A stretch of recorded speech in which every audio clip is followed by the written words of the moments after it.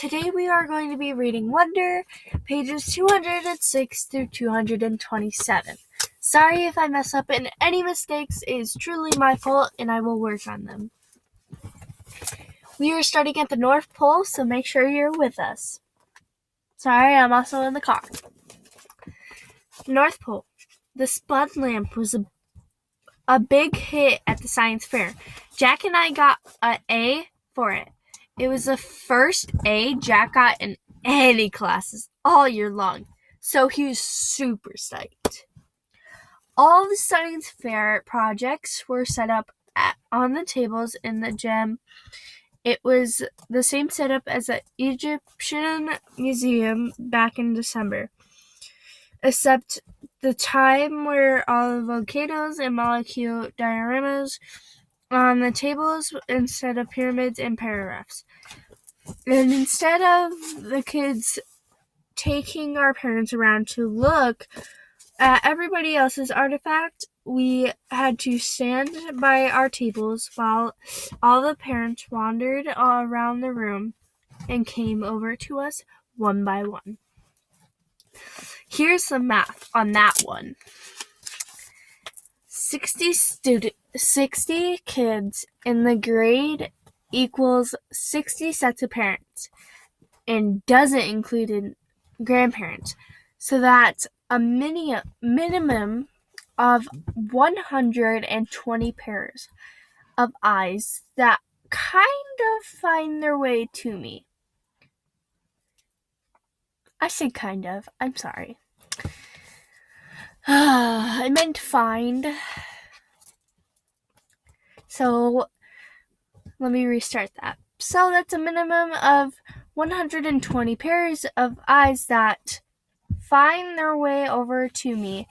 Eyes that aren't as used to me as their kids' eyes are by now.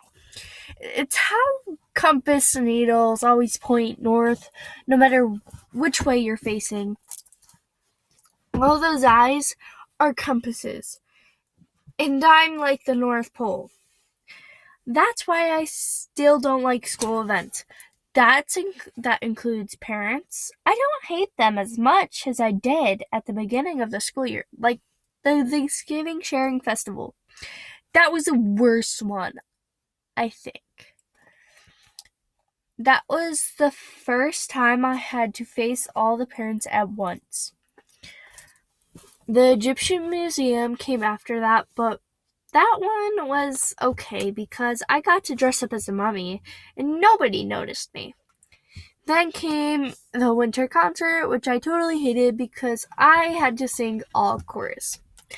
Not only can I not sing at all, but it felt like I was on display. The New Year art show wasn't quite bad at all, but it was annoying. They put up our artwork in the hallways all over school, and the parents came to check it out. It was like starting school all over again, having unsuspected adults pass on the stairway. Anyways, it's not like I care how that people react to me. Like I've said a gazillion times. I'm used to that by now. I don't let it bother me. It's like when you go outside and it's drizzling a little, but you don't put boots on for a drizzle. You don't even open your umbrella. You walk through it barely noticing your hair's getting wet. But then when a huge gym full of parents, the drizzle becomes like a total hurricane. Everyone's eyes hit you like a wall of water. Mom and Dad hang around my table a lot, along with Jack's parents. It's kind of funny of how parents actually end up forming in the same little groups that their kids form. Like, my parents and Jack's parents and Summer's mom all like to get along with each other, and I see Julian's parents hang out with Henry's and Miles' parents, and even the two Max's parents hang out together. It's so funny. I told my mom and Dad about it later when we were walking home, and they thought it was a funny observation. I guess it's true. Like, they see that, like, see. I'm sorry, I cannot read that. I guess it's true that like seeks like. Oh, likey seeks like, said Mom. For a while, the war was all we talked about. February was when it was really the worst. That's when practically nobody was talking to us, and Julian had to start leaving notes in our lockers, and the notes to Jack were stupid. You stink, big cheese, and nobody likes you anymore. I got notes, freak, and another one said, get out of our school, orc. That's mean, in my opinion, I'm sorry. But Summer thought we should report the notes to Miss Rubin, who was a middle school dean, and Mr. Tushman, but we thought that we'd be like snitching. Anyway, it's not like we didn't leave notes too. Those weren't really mean. They were kind of funny and sarcastic. One was, you're so pretty, Julian. I love you. Will you marry me? Love Bilah. I'm sorry. I said that wrong, but whatever. And the other was, love your hair. XOX. Blah. Another was, you're a babe. Tickle my feet. XO. Blah. Bella was a made-up person that me and Jack came up with. She had really gross habits, like eating green stuff in between her toes, ew, and sucking on her knuckles. And we figure out someone like that we have a crush on, Julian, who looked and acted like someone in a Kids Bop commercial. There were also a couple of times in February when Julian, Miles, and Henry played tricks on Jack. They didn't play tricks on me. I think they know if they got caught bullying me, it would be big time trouble for them. Jack, they figured, was an easier target. So, one time they stole his gym shorts and played monkey in the middle with them in the locker room. Another time, Miles, who sat next to Jack in homeroom, swiped Jack's worksheet off his desk, crumbled it in a ball, and tossed it to Julian across the room.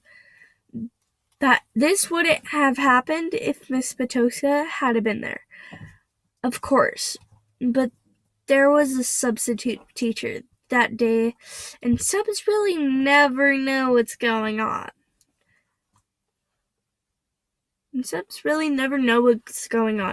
Jack was good about the stuff. He never let them see he was upset, though I think sometimes he was.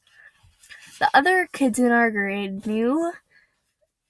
The other kids in our grade knew about the war, except for Savannah's group and the girl. We're neutral at first, but by March, they were getting sick of it.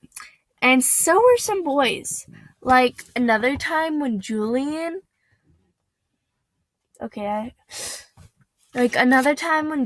was dumping some pencil sharpener shavings into Jack's backpack, Anna's was like usually tight with grabbed the backpack out of Julian's hands and had to return it to Jack. It was starting to feel like the majority of boys weren't bullying into Julian anymore.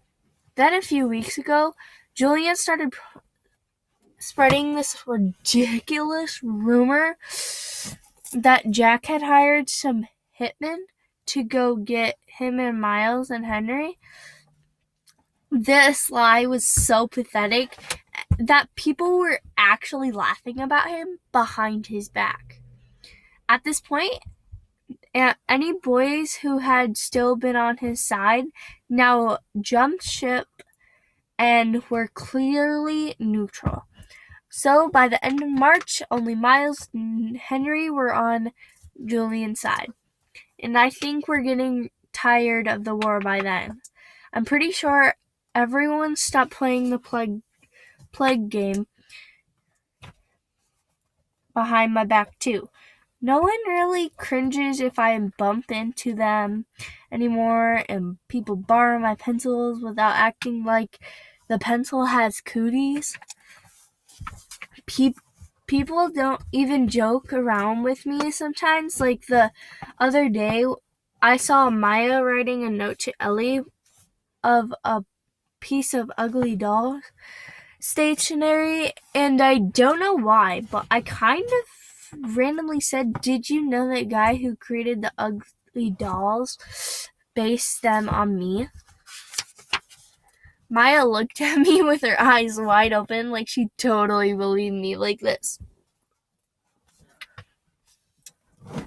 Then, when she realized I was kidding, she thought it was the funniest thing in the world. "You are so funny, August," she said. And then she told Ellie and some of the girls what I said, and they all thought it was funny too. Like at first they were shocked, but then when I saw that, I was laughing too. And they knew it was okay to laugh about it too. And the next day, I found a little ugly doll keychain sitting on my chair with a nice little note from Maya that said, "For the nicest Augie doll in the world, XO Maya." 6 months ago, that would never happen. But now, it happens more and more. Also, people have been really nice about hearing aids, and I started wearing them. Labatt. I think that says Labatt. I don't know. My book's kind of... It's right there. But Labatt. Ever since I was little, the doctors told my parents that someday I'd need hearing aids. I don't know why this always freaked me out a bit. Maybe because anything to do with my ears bothers me a lot. My hearing was getting worse. I hadn't told anyone about it. The ocean sound that was always in my head always had been getting louder. It was drowning up people's voices like I was underwater. I couldn't hear teachers if I sat in the back of the class, but I knew if I told my mom or dad about it, I'd end up with hearing aids. And I was hoping I could make it through the 5th grade without having that happen. But then my annual checkup in October, I flunked the audio test, and the teacher was like, "Dude, it's time." He sent me to the special ear doctor who took impressions of my ear. Out of all of my features, my ears and the ones I hate the most, they're like tiny closed fists on the side of my face. They're too low on my head too. They look like squash's pizza of dough sticking out of the top of my neck or something. Okay, maybe I'm exaggerating a little, but I really hate them. When the ear doctor first pulled the hearing aids out for me and Mom to look at, I groaned. "I am not wearing that thing," I announced, folding my arms in front of me. "I know they probably look kind of big," said the ear doctor, "but we had to attach them to a headband because we had no other way of making them so they'd stay in your ears." See, normal hearing aids usually have a part that wraps around the outer ear and holding the inner earbud in place, but my case, since I don't have outer ears, and they had to put the earbuds on a heavy duty headband that was supposed to be wrapped around the back of my head. I can't wear that, Mom, I whined. You'll hardly notice them, Mom, said Mom, trying to be cheerful. They look like headphones. Headphones? Look at them, Mom, I said angrily. I look like a Labatt. Which one is a Labatt? Said Mom calmly. Oh my gosh. Calmly. Labatt, the ear doctor, smiled as he looked at the headphones and made some adjustments. The Empire Strikes Back. The bald guy with the cool bionic radio transmitter thing that wraps around the back of his skull. I'm drawing a blank, said Mom. You know, Star Wars stuff, I asked the ear doctor. You know, no Star Wars stuff? He answered, slipping the thing over my head. I practically invented Star Wars stuff. He leaned back in his chair and to see how the headband fit, and then took it off again. Now, I want to explain what all time it is, he said. What all this is, he said, pointing to the different parts of one of the hearing aids. This curved piece of plastic over here connects to the tubing of my ear mold. That's why we took those impressions back in December, so that this part that goes inside your ear fits nice and snug. This part here is called the tone hook. Okay, and the thing is special part we've attached to the cradle here. The Labatt part, I said miserably. Hey, Labatt is cool, said the ear doctor. It's not like we're saying you're going to look like a Jar Jar, you know. That would be bad. He slid the earphones on my head again, being carefully. There you go, August. So how's that? Totally uncomfortable, I said. You'll get used to them very quickly. He said I look like I'm in the mirror. He said, I looked in the mirror. My eyes started tearing up. All I saw were these tubes just sitting out from either side of my head, like antennas. Do I really have to wear this, Mom? I said, trying not to cry. I hate them. They don't make any difference. Give it a second, buddy, said the doctor. I haven't even turned them on yet. Wait until you hear the difference. You'll want to wear them. No, I won't. And then he turned them on. I'll be right back. I have to do something. Okay, I'm back. So on page 214 now. Hearing brightly. How can I How can I describe what I heard when the doctor turned on my hearing aids? Or what I didn't hear? It's too hard to think of words. The ocean just wasn't living inside my head anymore. It was gone. I could hear sounds that like shiny lights in my brain. It was like when you're in a room where one of the light bulbs on the ceiling isn't working, but you don't realize how dark it is until someone changes the light bulb. You're like, whoa, it's so bright in here. I don't know if there's a word that means the same thing as bright in the terms of hearing, but I wish I knew one. Because my ears were hearing brightly now. How does it sound, Doggy? Said the ear doctor. Can you hear okay, buddy? I looked at him and smiled, but I didn't answer. Sweetie, do you hear anything different? Said Mom. You don't have to shout, Mom. I nodded happily. Are you hearing better? Asked the doctor.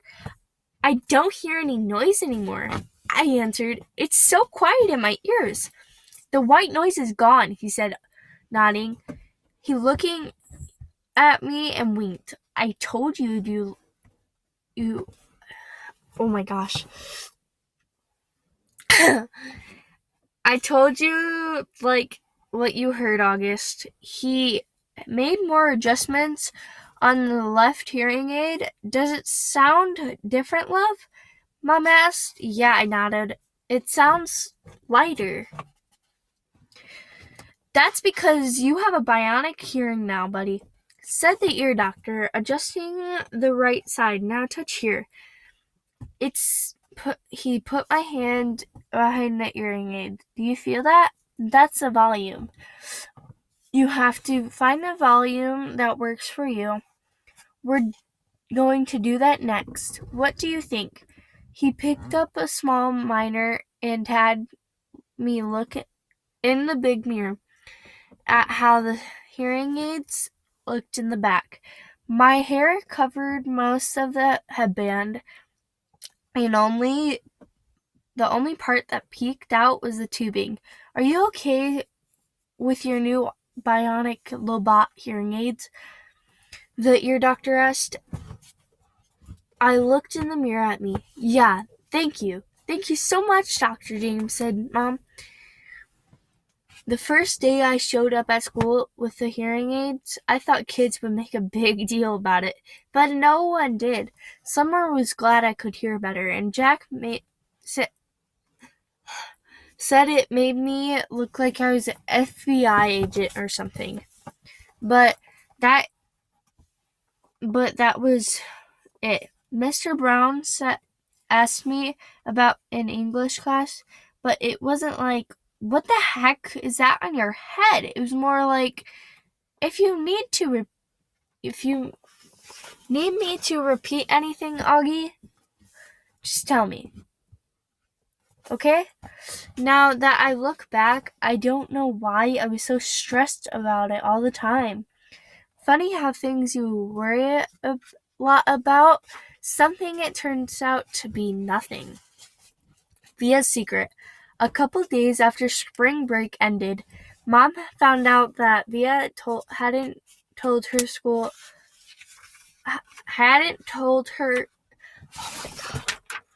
Via hadn't told her about a school play that was happening at her high school the next week, and Mom was mad. Mom doesn't really get mad much, though Dad would disagree with that, but she was really mad at Via for that. She and Via had got into a huge fight. I could hear them yelling at each other, saying, "But what is it with you lately, Via? You're moody and tantrum and secretive. What is wrong with you not telling? What is so wrong with my not?"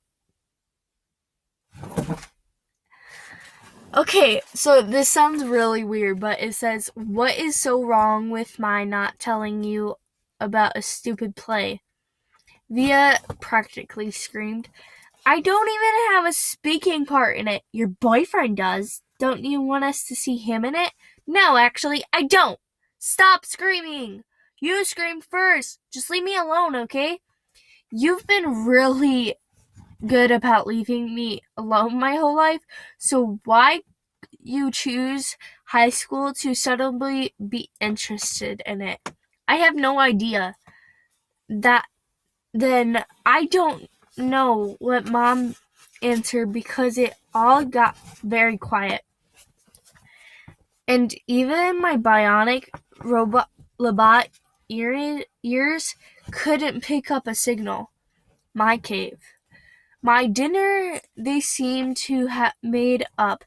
Dad was working late. Daisy was sleeping. She'd thrown up a lot earlier in the day, and Mom made an appointment to take her to the vet next morning.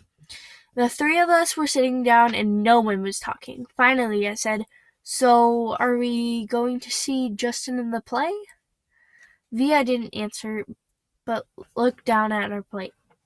You know, Augie, said Mom quietly, I hadn't realized what a play it is, and really isn't something that would be interesting to kids your age. So I'm not invited? I said, looking at Via. I didn't say that, said Mom. It's just, I don't think it's something you'd enjoy. You'd totally get bored, said Via, like she was accusing me of something. Are you and Dad going? I asked. Dad'll go, said Mom. I'll stay home with you. What? Via yelled at Mom. Oh, great. You're going to punish me for being honest by not going? You didn't want us to go in the first place, remember? Answered Mom. But now you know about it. Of course I want you to go, said Via. Well, I've got to weigh everyone's feelings down here, Via, said Mom. What are you two talking about? I shouted. Nothing! They both snapped at me at the same time. Sorry, I need a breath. Okay. Just something about Via's school that was nothing to do with you, said Mom. You're lying, I said. Excuse me? Said Mom, kind of shocked. Even Via looked surprised. I said, you're lying, I shouted. You're lying, I screamed at Via, getting up.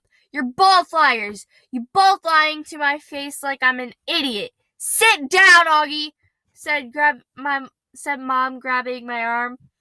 I pulled my arm away and I pointed at Via. You think I don't know what's going on, I yelled. You just don't want your brand new fancy high school friends to know your brother's a freak. Augie, Mom yelled. That's not true. Stop lying to me, Mom, I shrieked. Stop treating me like I'm a baby. I'm not retarded. I know what's going on. I ran down the hallway to my room and slammed the door behind me so hard that I actually heard little pieces of the wall crumble in the doorframe. Then I popped onto my bed and pulled the covers up on top of me.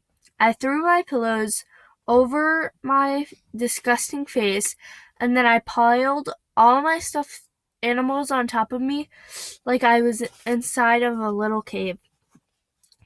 If I could walk around with a pillow face all the time, I would. I don't even know how I got so mad. I wasn't really mad at the beginning of dinner. I wasn't even sad. But then all of a sudden, it's all kind of exploded out of me. I knew Via didn't want me to go to her stupid play, and I knew why.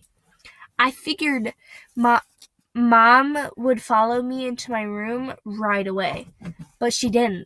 I want her to find me inside my cave of stuffed animals, so I waited a little more. But even after 10 minutes, she still didn't come.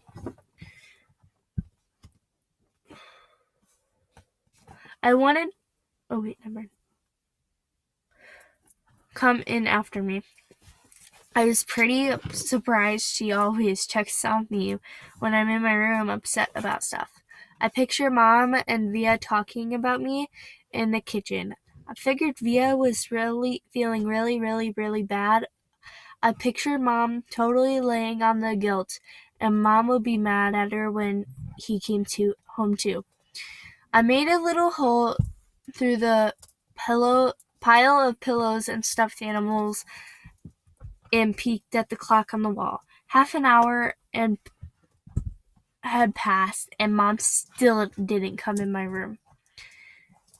I tried to listen for the sounds in the other rooms. Were they still having dinner? What's going on? Finally, the door opened. It was Via. She didn't even bother coming over to my bed, and she didn't come in softly like I thought she would. She came in quickly. So we have 7 more pages, but they will be in the next video. So, bye guys.